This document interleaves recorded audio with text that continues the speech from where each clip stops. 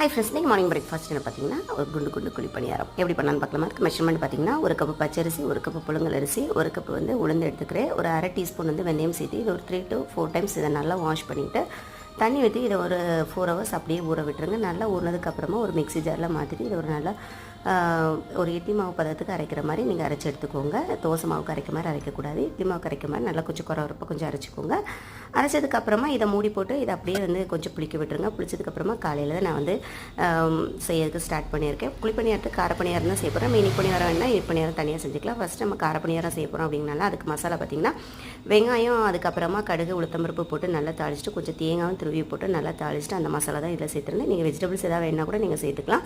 So அப்படியே இதை வந்து நல்லா மிக்ஸ் பண்ணிவிட்டு இதை புளி பணியாரத்தில் ஊற்றி எடுத்து காலையில் ஒரு மார்னிங் பிரேக்ஃபாஸ்ட்டு சூப்பராக இருக்கும். நமக்கு பிடிச்சமான சட்னியில் இதை சர்வ் பண்ணிக்கலாம். இன்னொரு வீடியோவில் பார்க்கலாம். தேங்க்ஸ் ஃபார் வாட்சிங்.